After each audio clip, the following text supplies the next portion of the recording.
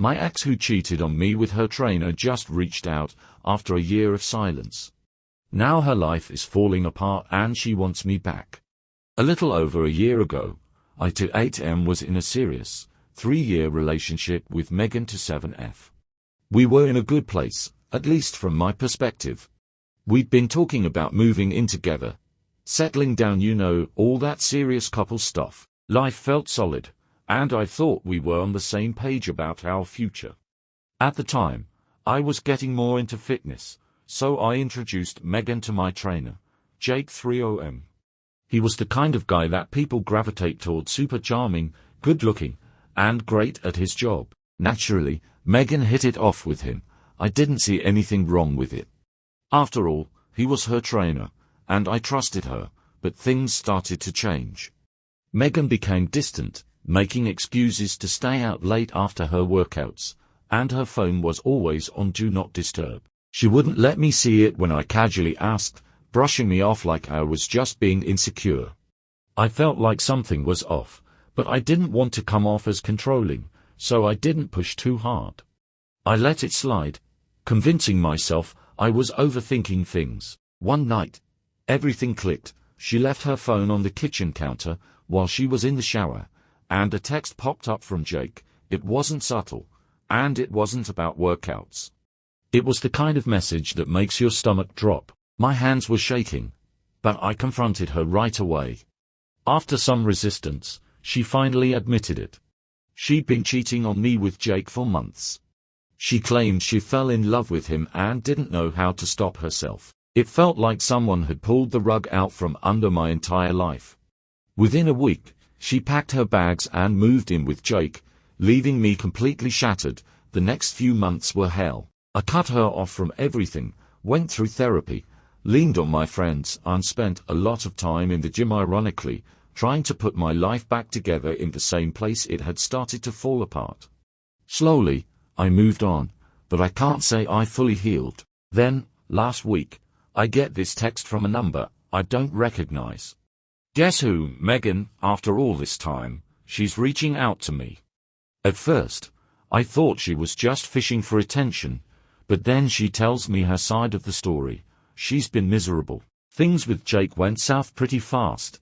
Turns out, he cheated on her with someone else because of course, he did. They broke up, and now she's lonely, heartbroken, and living with regret. She told me she's been thinking about me for months, but was too embarrassed to reach out. She says she realizes now that what we had was real, that she made a huge mistake, and that she wants me back. She even said she's willing to do anything to prove she's changed, and she's begging for another chance. She wants to meet up to talk in person. I won't lie. This messed with my head more than I expected. There's a part of me that still feels something for her, despite everything. Maybe it's nostalgia, or maybe I'm just remembering the good times we had before everything blew up. But then there's the rational part of me that's screaming not to get sucked back into her drama. After what she did, how could I ever trust her again? Yet, hearing her sound so broken and regretful has me second-guessing myself. Now I'm stuck. Should I hear her out, or should I tell her to stay in the past, where she belongs? What would you guys do? Edit. Thanks for the advice so far. I haven't responded yet. I'm weighing my options before I decide what to do. We'll update after we talk. Hey everyone, I didn't expect to be writing an update, but after meeting with my ex, Megan 27F, I feel like I need to share what happened. For those who didn't read my first post, here's a quick recap. Megan cheated on me a year ago with her trainer, Jake 30M, and left me for him. After a year of silence, she reached out, saying things went south with Jake and she wanted me back. So, we met up for coffee yesterday, and to be honest, I went in with no idea how it would go. Part of me wanted to get closure, but another part of me was curious about what she had to say. We ended up talking for hours. What I thought was going to be a quick conversation turned into a deep dive into everything that happened. Megan started by apologizing. She really laid it all out. She admitted that leaving me for Jake was the worst decision of her life, and she's been living with the fallout ever since. Apparently, things with Jake weren't as perfect as she had imagined, and their relationship unraveled pretty fast. She didn't go into too much detail, but it was clear that the last year had been rough for her. Mentally, emotionally, financially, she said, she'd been struggling to pick up the pieces ever since. But here's the part that threw me off. She didn't just talk about how things went wrong with Jake. She also brought up our relationship and the reasons she felt pushed away, things I never really considered at the time. While she owned up to cheating and admitted it was 100% wrong, she also said there were issues between us that played a part.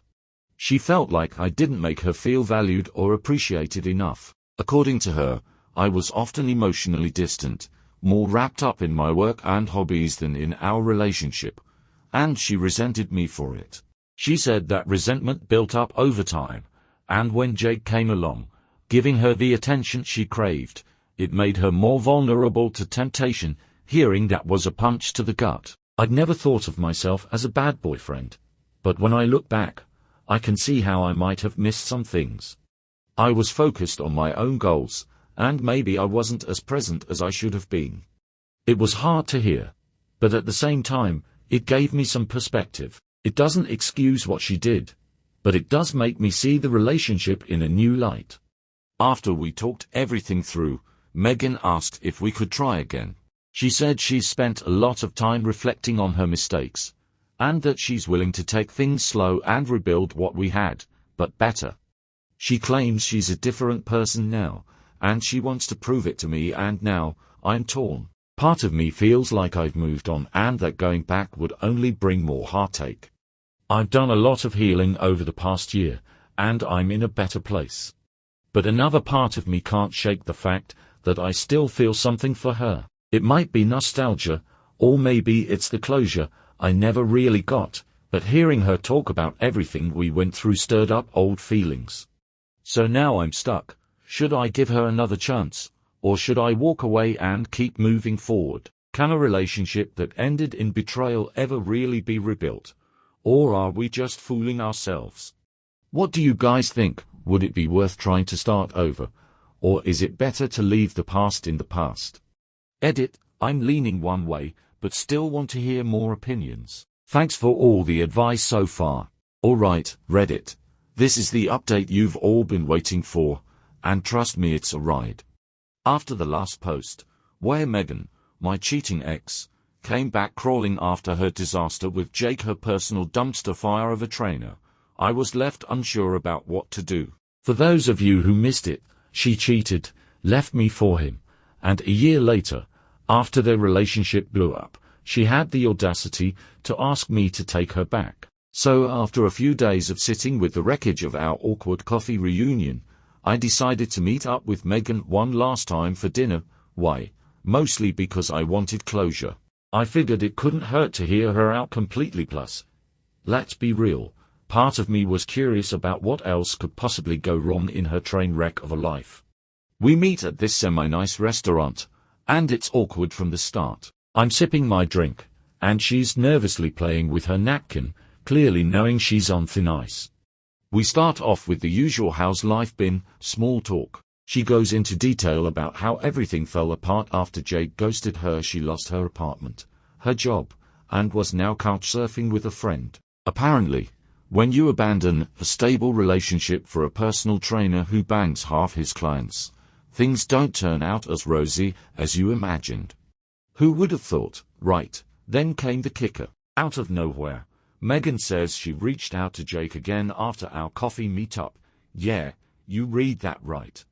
The guy who wrecked her life, humiliated her, and left her high and dry. She decided to give him another shot. What could go wrong? Spoiler, everything. She admits they hooked up once more, and then Jake, being the scumbag he's always been, ghosted her again. Cue the waterworks. She's sitting there crying into her soup about how she's the biggest fool on earth, how she ruined everything, and how she's lost both me and Jake. I just sat there, staring at her, trying to comprehend the level of stupidity. Like, here she was, a year later, after coming to me claiming to have changed, and she's still chasing after a guy who never cared about her in the first place. The irony was so thick I could have cut it with a knife. But hey, I was done feeling sorry for her. When she finally caught her breath between sobs, she looked at me and asked if there was any chance we could still work things out. I don't know if she thought I was desperate enough to wait around for her while she played merry-go-round with her mistakes, but nope, not anymore. I told her flat out, I'm not interested in being anyone's backup plan. And then I hit her with the real truth bomb. You say you've changed, but it sounds like you're still looking for someone to save you from yourself. That's not going to be me. She didn't take it well, obviously. She went from begging to straight up angry, accusing me of being cold and unfeeling. Apparently, in her mind, the fact that she was a wreck entitled her to some kind of sympathy reunion, but honestly, I felt nothing. I paid for my meal, stood up, and told her I was done for good this time. Now, if that were the end, it would have been satisfying enough, but fate had one last twist for me. A few days later, I heard from a mutual friend that Megan had checked herself into rehab. Turns out, she hadn't just been drowning in self-pity, she'd been drowning in alcohol too. Jake, the gift that keeps on giving, had introduced her to more than just emotional trauma. She'd spiraled after our last dinner and finally hit rock bottom. I'm not going to lie. Part of me was shocked, but a bigger part of me, relieved. Not because I was happy to see her suffer, but because it was clear that my decision to cut ties was the right one. Look, I don't know if she'd get her life together in rehab, and honestly, I don't care, I'm done. I spent enough time being the emotional punching bag. The guy who tried to fix things when she was too busy tearing them apart. And for anyone still wondering, no, I'm not going to be the one holding her hand through recovery.